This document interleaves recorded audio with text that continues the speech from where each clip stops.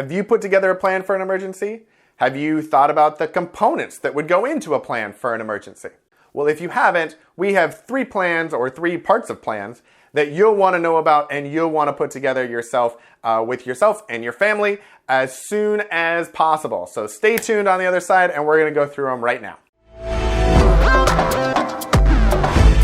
Hey everybody, I'm Casey. Welcome back to Cascadia Dispatch. Today we have the second video in our National Preparedness Month series that we are working on. Today we are going to be talking about planning, and we're going to talk about 3 plans specifically. We're going to talk about evacuation, we're going to talk about contact, and we're going to talk about reunification. Please go ahead, take a second and hit the like button, hit the subscribe button, let the YouTube algorithm know that this video should be shown to more people. It definitely helps the videos get out there the more interaction we get on each video. So do go ahead, hit the like button and subscribe so you will know when we send out more videos. We try to get them out every week.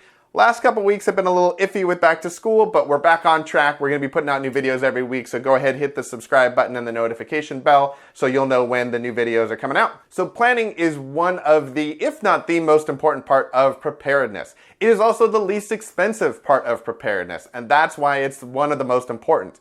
If you have a plan in place, if you have a solid plan in place, you don't need to go out and buy gear, you don't need to go out and spend a fortune on tools and food and all kinds of things. You should still have tools and food. But if you have a plan, you know how much food to get. You know how many tools to have. You know what you're going to do with those tools. You know how to get a tool to do more than one thing. So planning is really, really important. It's a great leverage point for you as someone who's trying to get prepared. And it doesn't cost really any money at all. So it's the least expensive part of preparedness, and everyone should be doing it. Planning is one of those activities that you can really go down a rabbit hole and you can do every single scenario, and some people find that to be really fun and spend hours and hours doing it. And I would encourage you to make the most detailed plans that you can. However, for this video, we're going to focus on 3 specific types of plans. Again, there are lots and lots of types of plans that you might want to put into a broader emergency plan. In this case, we're really going to focus on 3. The 3 plans we're going to focus on are evacuation, contact, and reunification. And that's really because as a father with a family, I'm thinking about my kids, I'm thinking about my family, I'm thinking about how to keep them safest, the fastest. Okay, so the first plan is evacuation. So this is about in an emergency, if there was a fire, if there's an earthquake, how are you and your family going to get out of whatever building you're in? And this is a situational sort of a plan. So you may have a different evacuation plan when you're at your house. You may have a different evacuation plan when you're at work or at school. So in an evacuation plan, the most important thing is you want to try to identify as many exits as possible and try to find at least 2. Find the 2 easiest ways out, preferably either in opposite directions or in different ways. You don't necessarily want all of your exits in a fire to be out one side of the room, because if the fire's on that side of the room, you don't necessarily have any options to get out on the other side of the room. You also want to take into consideration things like multiple levels. So in our house, some of our bedrooms are on the first floor, some of the bedrooms are on the second floor. So we want to make sure that if you're on the first floor, there are ways to get out. And then also if we're on the second floor, making sure that we have the foldable ladders that you can get. So if we need to break a window and go out the side of the house, we have those ladders in place, and they're in every bedroom on the second floor that would need to get out a window like that. The second type of a plan is the communication plan. So this is where we start thinking about things like out-of-state contacts, contact information for people in the area, extended family, neighbors, emergency contacts like doctors and things.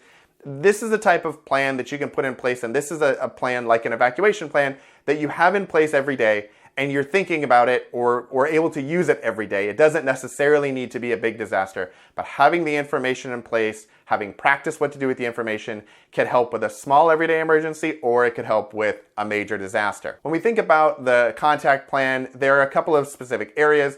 First thing you want to do is have all of the basic contact information for your immediate family. So in my case, I would have the contact information for myself, from my wife, our kids, their emergency phones. I have that information, our mailing address. So if we have a babysitter or somebody who's staying at the house and we're not home, they have an easy way to get in touch with us if we haven't already given them their cell phone information. So the next portion of the plan would be kind of immediate family and immediate emergency contacts. So we have immediate family that lives close by or extended family that lives close by. So we have all the grandparents' phone numbers. We have the addresses in case somebody needs to give directions. We have email addresses just so that the information is organized and centralized. We also have all of the kids' pediatricians, our doctors, allergists, the veterinarian. All of those key emergency contacts are listed out with a description of why we would call them. So, the pediatrician obviously is different than the veterinarian, and you would call them for very different reasons. But if somebody's just looking down a list and seeing doctor, the babysitter may not know that that's exactly who they would want to call. The last part of the contact plan is about out-of-state and extended family. So we have all of our out-of-state contacts. Most of them are family members who live out of the state. So we have them listed, we have their phone numbers, we have their addresses. You may even want to put GPS coordinates, especially if you're maybe needing to leave and in a big emergency. Things like Google Maps and addresses and things like that may not work for navigating streets. You may need to rely on just a standard GPS and bearings and headings and compasses, which again is probably a whole nother video. But it might be a good idea when you have the opportunity to capture that information to put that on that contact list. Additionally, we have extended friends, neighbors, anyone who a babysitter, if they're trying to call and they get a busy signal at a couple of the immediate contact people, they could continue to call trusted people and family members who might be able to help them in an emergency. The third plan is around reunification. And this is really, really critical, especially if you have a family with small children, but also if you are planning a group and in an emergency you want to have a group of people together. Maybe you're storing supplies at one person's house or something like that. You want to make sure that everybody gets together. The reunification plan also is one that changes. And so this is the one where you need to give a lot of thought to kind of how your family, how your day, how your life actually works. The reason I say that this one evolves and this one changes the most is because where you are, for example, in the morning is going to be very different from where all the people you would want to reunify are, maybe during the day, and then also might be different at night. So in the morning, in our family, we're all together, we're having breakfast. So if an emergency happens, we're all together, we're all downstairs having breakfast. If something happens during the day, for example, our kids are at school. Like I've said in previous videos, they go to a charter school. It's about 20 minutes away from our house. So we would want to think about how we would get to them. What's nice is now they both go to the same school, whereas previously one went to a preschool that was in one direction and the other kid went to elementary school in the other direction. So our plans change every year. They change every couple of months. We kind of review them to make sure that what's going on in our life would actually reflect how we would want to reunify. At night is also another thing because you may have one kid who's at a practice, you might have one kid that's at a lesson, you might be at a PTO meeting, and so it's possible that your entire family may be in all different locations in the evening. And then again at night, you're all probably back together at home in bed asleep. So that's a little bit of a safer situation. You also want to think about things like if you travel for work. I spend a lot of time or have spent a lot of time in the past driving out of state for work. It was about a 3-hour drive away up to Seattle. So when I would go up to Seattle, the reunification plan would change as to how I was planning on getting home, how my wife was planning on getting the kids, what was going to be involved in that process. So again, as life changes, I don't travel up as much anymore, so I don't need to include that as much in the plan. We still have it, but it's not as important as it used to be when I was going up every week. So the important thing about the reunification plan, in addition to understanding where everyone is how you're going to go about reunifying. So in our case, I'll use this as an example, when we had children, one child was at a preschool, one child was at elementary school.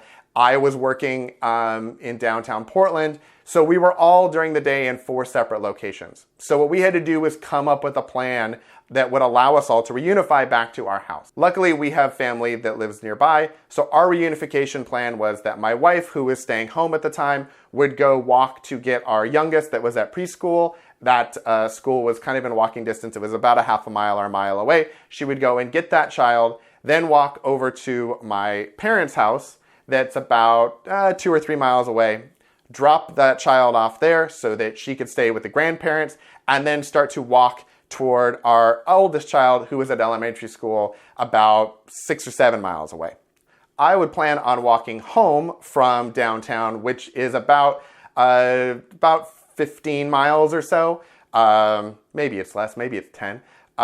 It used to be a 15-minute drive. Now with traffic, it's like an hour. So it's a little difficult, but we'll say it's 10 miles. So I'm going to start walking from downtown. It's going to be about 10 miles to home. By that point, hopefully my wife will have at least gotten to our oldest and be walking back. My mother would take, and my father, who would have the youngest child, would be walking to our house where we have most of our kind of communal family supplies.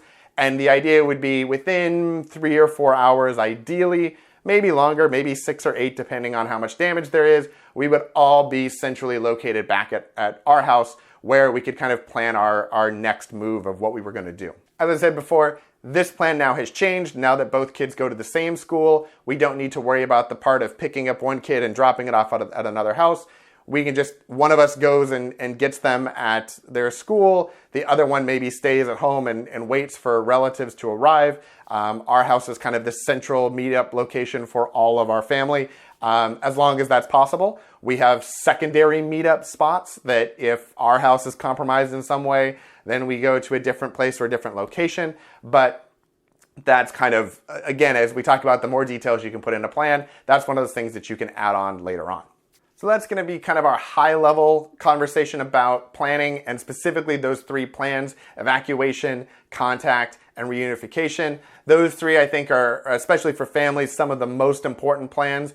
Again, you can kind of rename plans depending on their use, so I'm going to use those terms. I'm going to talk about it like that. You may want to merge reunification and contact together. You might want to think about evacuation and bugging out or bugging in. Those are kind of go together. So everyone can kind of come up with their own little version. Those are the 3 that I wanted to really touch on, because for me and my family, those are the most important, I think, for immediate safety concerns. There's lots of other plans that you can make that maybe are kind of the next step out, and we'll probably cover those in future videos. But as far as kind of avoiding immediate danger, being together as a family, knowing what your next steps are, those 3 plans really kind of cover it. So thanks again for watching. Really appreciate it. Again, if you haven't already, we talked about it at the beginning, but if you haven't already, hit the subscribe button, hit the like button, leave a comment. What plan do you think is the most important? Is it evacuation? Is it contact? Is it reunification? Is it another plan? Is it something else that you think is more important? Leave that in the comments below, and depending on kind of what the response is, maybe we'll do that plan video faster than we would do the other plans.